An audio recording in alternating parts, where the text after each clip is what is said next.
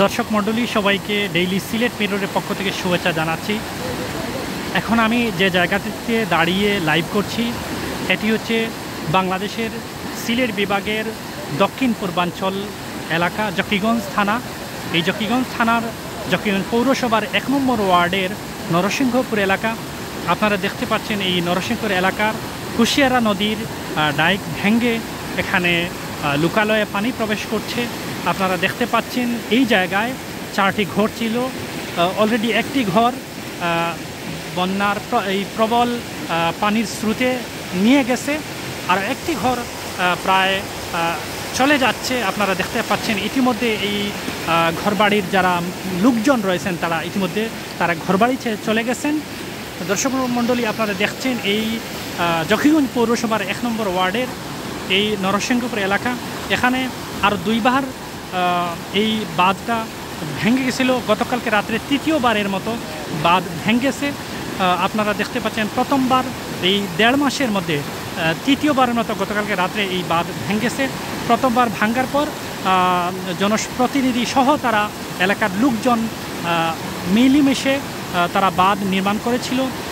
সেই বাঁধটি ভাঙার পর দ্বিতীয়বারও তারা পানি উন্নয়ন বোর্ডের কোনো সহযোগিতা না পেয়ে তারা দ্বিতীয়বারও তার নিজস্ব উদ্যোগে তারা বাঁধ নির্মাণ করেছিল।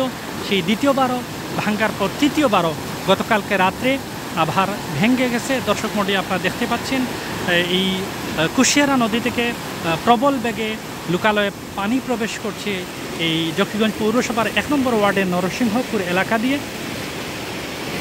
আপনারা দেখতে পাচ্ছেন এই বাড়ি বাঁধের কাছেই নদীর তীরে বাড়ি ছিল। এখানে 4টি ঘর ছিল মোট। এই 4টি ঘরের মধ্যে একটি ঘর পানি নিয়ে চলে গেছে, দ্বিতীয়টিও প্রায় নিয়ে গেছে, আর 2টি ঘর ছিল। এখানে এই বাড়িতে যারা ছিলেন তারা সবাই বাড়ি ছেড়ে চলে গেছেন। দর্শক মণ্ডলী আপনারা দেখতে পাচ্ছেন বর্তমানে এই অনবরত বৃষ্টির কারণে কুশিয়ারা নদী সুরমা নদীতে পানি বৃদ্ধি পাওয়ার কারণে এই বাঁধ ভাঙ্গা শুরু হয়েছে।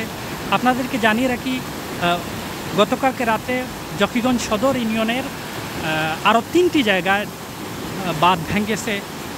মানিকপুর, সবড়িয়া এবং রারাই এলাকা দিয়ে প্রবল বেগে লোকালয়ে পানি প্রবেশ করছে। আমরা গতকালকে রাত্রে 11টার দিকে খবর পেয়েছি এবং এই জায়গাটা আপনারা দেখতে পাচ্ছেন নরসিংহপুর এলাকা। এই এলাকায় 3 নম্বরবারের মতো বাঁধ ভেঙে প্রবল বেগে কুশিয়ারা নদী থেকে লোকালয়ে পানি প্রবেশ করছে এবং এখানে এই আশপাশের অনেক বাড়িতেও পানি প্রবেশ করছে।